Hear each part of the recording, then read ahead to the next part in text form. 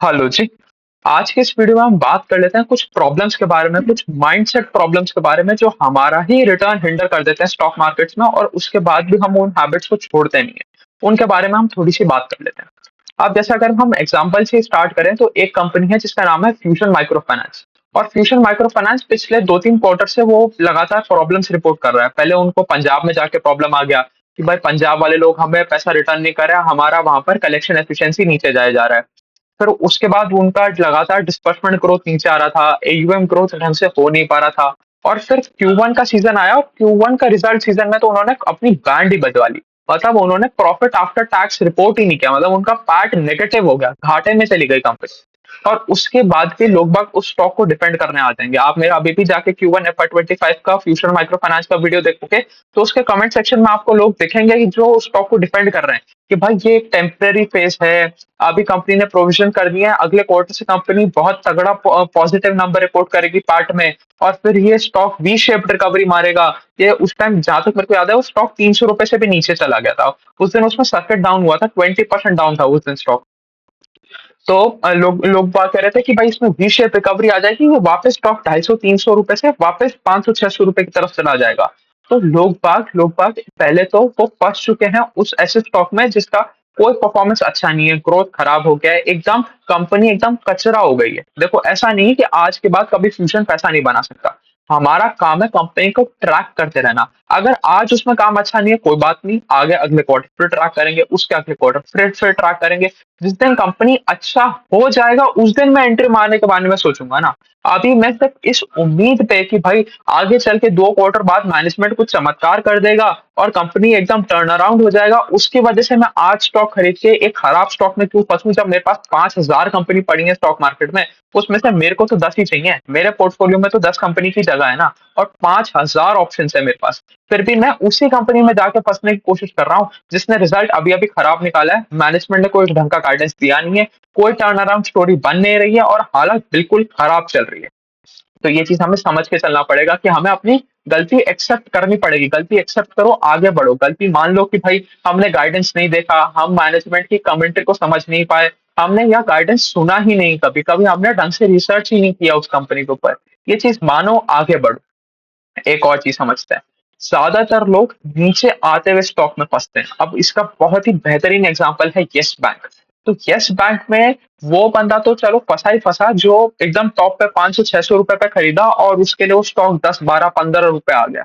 But उसके साथ साथ आप कभी भी यस बैंक का रिटेल निवेशक का चार्ट उठाओगे ना, कि परसेंटेज ऑफ रिटेल होल्डिंग उठाओगे, तो आपको पता चलेगा जब वो बैंक 500-600 रुपए से नीचे 300 रुपए आया तो रिटेल होल्डिंग उसमें और बढ़ गया। फिर 300 से 150 आया तो रिटेल होल्डिंग और बढ़ गया। ऐसा परसेंटेज रिटेल होल्डिंग लगातार बढ़ता गया। तो रिटेलर का क्या है कि सस्ता मिल रहा है, ये सस्ता, अरे तो सस्ते का कॉन्सेप्ट हमें समझना पड़ेगा। कचरा कचरा बहुत सस्ता मिल जाएगा। अगर आप जाके कचरा खरीदने ही जा रहे हो तो कचरा तो आपको फ्री में भी मिल जाएगा, उसमें भी प्रॉब्लम नहीं है। यहाँ पर तो आप फिर भी उसका पैसा दे रहे थे। तो जब स्टॉक गिर रहा होता है, जब स्टॉक नीचे आ रहा होता है, तो नीचे आने का कोई ना कोई रीजन होगा, पहले आपको वो रीजन समझना चाहिए। अगर वो टेम्परेरी रीजन है, मैनेजमेंट को उससे कोई फर्क नहीं पड़ रहा, आपको समझ में आ रहा है कि कंपनी का बिजनेस मॉडल उससे बिल्कुल भी इफेक्ट नहीं होगा, तब आप जाओ ना, बिल्कुल लो स्टॉक, कोई दिक्कत वाली बात नहीं, आपको तो डिस्काउंटेड रेट पे स्टॉक मिल रहा है। बट वहीं कोई स्टॉक ऐसा बैंड बजा पड़ा है उस कंपनी का, जैसे फ्यूजन माइक्रो फाइनेंस हो गया या यस बैंक, जो हमने देखा 2019, 20, 21 जब भी हुआ था, वो वाला क्राइसिस हमने देखा।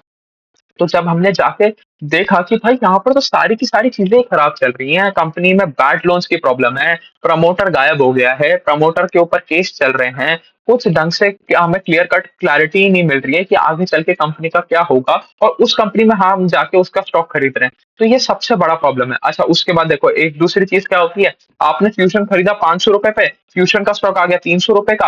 आपने खरीदा था ये सोच के कि भाई ये रिजल्ट अच्छा देगा। अब आप कहते हो कि भाई मैंने तो लॉन्ग टर्म के लिए खरीदा था, मैं तो इसको 10 साल रखूंगा। क्या मतलब है उसको 10 साल रखने का?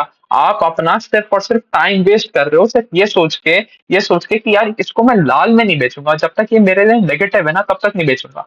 अगर आपने सपोज फ्यूचर में 100 रुपए इन्वेस्ट करे थे और अब 100 रुपए का आपके पास रह गया सिर्फ 70 रुपए, या ₹60 या ₹50, सपोज आप 50% लॉस पे हो फ्यूचर पे, तो आपके पास ₹50 तो बचे ना। अब आप उस ₹50 को ये सोच के कि भाई ये जिस दिन वापस ₹100 पे आएगा, ₹150 पे आएगा, उसी दिन मैं इसको बेचूंगा, तो ये तो आपकी उससे भी ज्यादा बड़ी गलती है। आप अपनी गलती एक्सेप्ट करो, आगे बढ़ो, वो ₹50 उस स्टॉक में से हटाओ, अपना वापस रिसर्च करो, अपना दिमाग वापस चलाओ, नई नई कंपनीज ट्रैक करो। आपको अगर माइक्रो फाइनेंस स्पेस में ही पैसा डालना है तो आप माइक्रो फाइनेंस स्पेस की कंपनी ट्रैक करो, और जो कंपनी सबसे अच्छा करे उसमें पैसा डालो। ऐसा नहीं है माइक्रो फाइनेंस स्पेस में बहुत कंपनियां, मतलब सब में थोड़ी बहुत प्रॉब्लम आई, बट ऐसा भी है बहुत सारी कंपनियां बहुत अच्छा अच्छा भी काम कर रही हैं, बहुत अच्छा गाइडेंस भी दे रही है। जैसे एक कंपनी है यूक्रो कैपिटल, यूक्रो कैपिटल का धमाकेदार गाइडेंस है, बहुत ही बेहतरीन गाइडेंस है। आप ऐसा एक कंपनी ढूंढो, उसमें उसमें अपना पैसा इन्वेस्ट करो।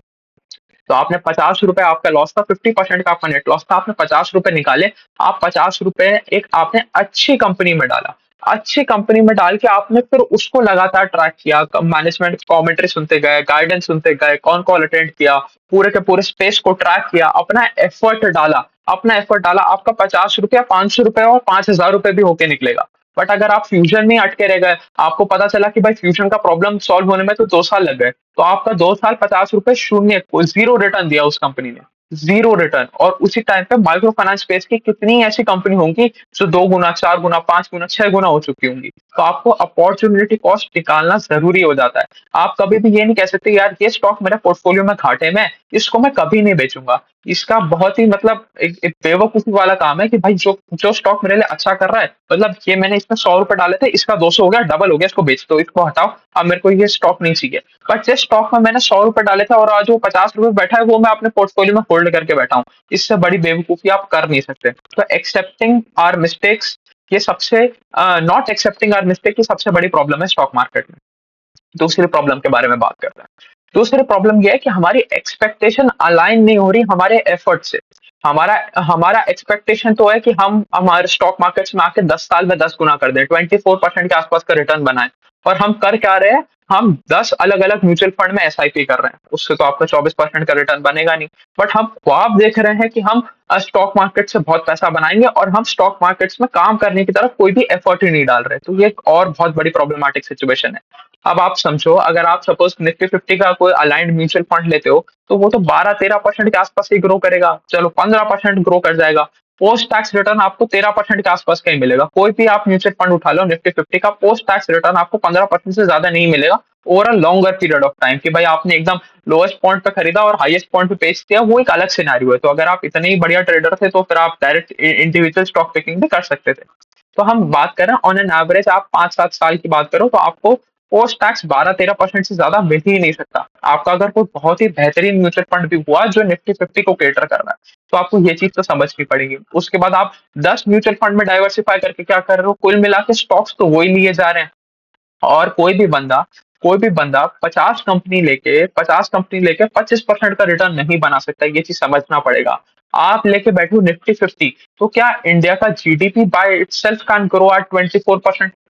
चलो 6% का इन्फ्लेशन ले लेते हैं, तो क्या इंडिया का जो रियल जीडीपी ग्रोथ है वो क्या 18% कभी भी आ सकता है? आ ही नहीं सकता। इतने बड़े बेस के ऊपर, 3.5-4 ट्रिलियन डॉलर की इकोनॉमी के ऊपर आप कितना 7-8% के आसपास का करंटली आप ग्रोथ लेके आ रहे हो, आप उसको 18% लेके जा नहीं सकते। ये चीज आपको समझना पड़ेगा। तो for your portfolio to grow at 25%, Nifty 50 की सारी कंपनीज को 25% के आसपास का ग्रोथ दिखाना पड़ेगा, जो इम्पॉसिबल सी चीज है। तो आपको रियलिस्टिक एक्सपेक्टेशन सेट करना पड़ेगा। एक्सपेक्टेशन में कोई बुराई नहीं है कि आप 25% का एक्सपेक्टेशन सेट करके बैठे हो, तो उसके लिए आपको उतना ज्यादा एफर्ट भी मारना पड़ेगा, आपको इंडिविजुअल स्टॉक पिकिंग करना पड़ेगा, आपको चीजें समझनी पड़ेंगी, स्टॉक मार्केट्स में टाइम देना पड़ेगा, कंपनी एनालिसिस करना पड़ेगा, सेक्टर एनालिसिस करना पड़ेगा, तभी जाके पैसा बनेगा। क्योंकि पैसा बनाना इतना आसान होता तो सब लोग बैठ के म्यूचुअल फंड में एसआईपी करते और पैसा बनाते रहते। दूसरी चीज, आपको म्यूचुअल फंड वाले बावला भी बहुत बनाते हैं। देखो बहुत बेहतरीन प्रोडक्ट है, मैं प्रोडक्ट को बिल्कुल क्रिटिसाइज नहीं कर रहा, बहुत अच्छा प्रोडक्ट है। जिनके लिए यूज आ सकता है उनके लिए बहुत ही बेहतरीन प्रोडक्ट है। बट जो आपका मैनेजर है, रिलेशनशिप मैनेजर है, वो आपको बहुत पागल बना रहा है आपका म्यूचुअल फंड बेच के। वो आपका सिर्फ टाइम पीरियड लंबा करा रहा है। वो आता है आपके घर पे वो एक नई एसआईपी के लिए, एक नए एसआईपी का चेक लेने आता है और आपको कहानी बेच के जाता है कि सर आप इसमें 20 साल इन्वेस्ट करो, 25 साल इन्वेस्ट करो। क्यों करें भाई 25 साल इन्वेस्ट? देखो लॉन्ग लॉन्ग टर्म इन्वेस्टर का मतलब है कि भाई आप स्टॉक मार्केट्स में ज्यादा समय रहो। इसका मतलब ये नहीं है कि आप उसी फंड में बैठे रहो 25 साल के लिए। इसका ये मतलब नहीं है कि आप मार्केट में हो 25 साल, that is long term investing. 25 साल आप एक ही म्यूचुअल फंड में हो कि एल आई सी के या एस बी आई के, आप एस बी आई के स्मॉल कैप फंड में 25 साल के लिए इन्वेस्टेड हो। That is not the right way of saying that I am a long term investor. ये चीज हमें समझ के चलना पड़ेगा।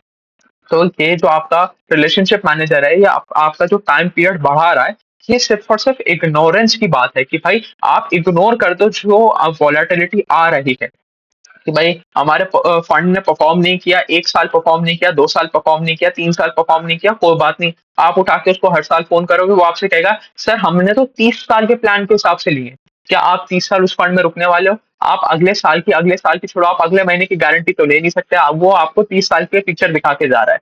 अगर वो बंदा 30 साल बाद का गारंटी दे दे कि भाई वो 15% के आसपास का रिटर्न निकाल के देगा मेरे को 30 साल में, तो भी फिर भी सोचो ना, वो आपको कोई गारंटी दे रहा है कि मैं आपको कितना रिटर्न निकाल के दूंगा। जिस दिन आप उससे रिटर्न के बारे में बात करोगे कि भाई तू गारंटी दे दे, तो वो कहेगा कि सर ये तो मार्केट लिंक स्कीम है। जिस तरीके से मार्केट चलेगा, जितना वॉलेटाइल मार्केट रहेगा, मार्केट जितना रिटर्न देगा आपको भी उतना ही रिटर्न देखने को मिलेगा। तो फिर तू भाई मेरे को 25 साल का ज्ञान क्यों दे रहा है? ये चीज आपको सोचना पड़ेगा। आपको सिर्फ और सिर्फ उसके कमीशन के लिए आपका ग्रोथ रोका जा रहा है। ये चीज आपको समझनी पड़ेगी कि आप ज्यादा रेट पे ग्रोथ कर सकते थे, बट उसको अपना धंधा चलाना है, उसको अपना कमीशन कमाना है। इसकी वजह से वो आपकी ग्रोथ हिंडर कर रहा है। ये आपको समझनी चीज पड़ेगी। एक और चीज देखते हैं। अगर आपने कोई भी एक कंपनी लिया, सपोज कोई भी एक कंपनी लिया, हमने सपोज एशियन पेंट ही ले लिया। तो आपको आपने सिर्फ एशियन पेंट का रिजल्ट ट्रैक करने से बात नहीं पड़ेगी, आपको पूरे के पूरे सेक्टर में हर कंपनी को ट्रैक करना पड़ेगा। आपको इंडिगो पेंट को भी ट्रैक करना पड़ेगा, आपको कंसाइन एरोलैक को भी ट्रैक करना पड़ेगा, आपको बर्जर पेंट को भी ट्रैक करना पड़ेगा, आपको सिरका पेंट्स को भी ट्रैक करना पड़ेगा। तभी आपको एक होलिस्टिक पिक्चर मिल पाएगी कि भाई इस सेक्टर में कहानी क्या हो रही है। क्या एशियन पेंट मार्केट लीडर है? क्या एशियन पेंट के पास मार्केट लीडर ग्रोथ है? क्या Asian paint fastest growing player in the industry है? अगर नहीं है तो आपको उसे रिटर्न नहीं देखने को मिलेगा। कि अगर चलो मैं पेंट सेक्टर के बारे में भी बात करूं, तो एशियन पेंट में तो कोई ग्रोथ है ही नहीं, 2-3% के आसपास का कंपनी ग्रोथ करता है। Same case with Berger paint, वो भी 2-3% के आसपास का ही ग्रोथ करता है। सारी कंपनी यही ग्रोथ कर रही है एक्सेप्ट टू। एक है इंडिगो पेंट्स। इंडिगो पेंट्स 8% के आसपास का ग्रोथ करता है और 30% के आसपास का गाइडेंस देता है। और 30% के आसपास का गाइडेंस कैसे दे रहा है? वो कह रहा है कि अगर सारी चीजें नॉर्मलाइज हो जाएं, इंडस्ट्री का ग्रोथ रेट 7-8% आ जाए, तो हम इंडस्ट्री से 4 to 5 टाइम्स के आसपास ग्रो कर सकते हैं। तो अगर इंडस्ट्री वापस 7% पे आ गई, तो वो कंपनी 30% के आसपास का ग्रोथ ले आएगी। ये उनका गाइडेंस है। तो चीज समझ में आती है कि अगर अगर पेंट सेक्टर वापस ऊपर आया, अगर एशियन पेंट का रेवेन्यू वापस 7-8% को टच किया, तो हमें एशियन पेंट में ज्यादा खुशी नहीं बनानी चाहिए। हमें देखना चाहिए कि इंडिगो पेंट्स उससे 3 गुना 4 गुना पेस पे ग्रो करने वाला है। एक चीज। दूसरी चीज, सिरका पेंट से बहुत बेहतरीन कंपनी। वो भी अपना गाइडेंस देके चलते हैं कि 20-25% के आसपास से ग्रो कर लेंगे। वो एक अलग ही कैटेगरी में चल रहे हैं, वो फिनिशेस वॉर्निश वाले कैटेगरी में है। तो वॉर्निश वाला कैटेगरी अच्छा कर रहा है, इंडिगो पेंट अच्छा कर रहा है, बट बाकी सारी पेंट कंपनी की ऐसी तैसी हुई है। तो जब तक आप हर हर सेक्टर की, मतलब पूरे सेक्टर की सारी कंपनी को ट्रैक नहीं करोगे, तब तक आपको पता ही नहीं चलेगा कि उस सेक्टर में चल क्या रहा है, उस सेक्टर में पैसा कौन बना रहा है। आप अपने एशियन पेंट को बैठे रहोगे और उसमें सोचते रहोगे कि भाई इसमें पिछले 10 साल में इतना रिटर्न दे दिया, 20 साल में इतना रिटर्न दे दिया, कंसिस्टेंट कंपाउंडर है, एक बहुत बड़ा मल्टी बैगर स्टॉक है। बस आप यही कहानी करते रह जाओगे और आपका रिटर्न बनेगा नहीं। और फिर आप एंड ऑफ द डे यही बोलोगे कि भाई स्टॉक मार्केट से पैसा बनता नहीं है। तो अगर आपको पैसा बनाना है, तो आपको एफर्ट भी डालना पड़ेगा। आप एक नौकरी कर रहे हो जिसमें आप 8 घंटा डाल रहे हो, और उसके आपको महीने के एंड में सैलरी मिल रहा है, और आप अपनी जीवन भर की लाइफ सेविंग स्टॉक मार्केट्स में लगा रहे हो।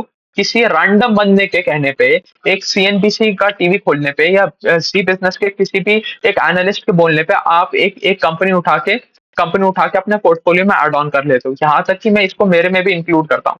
मैं वीडियोस बनाता हूँ, मैं पिछले 5 महीने में 400 से ज्यादा कंपनी कवर कर चुका हूँ। क्लोज टू 400 कंपनीज, 386 कंपनीज हम लोग कवर कर चुके हैं। सबका बिजनेस मॉडल एनालिसिस कर चुके हैं।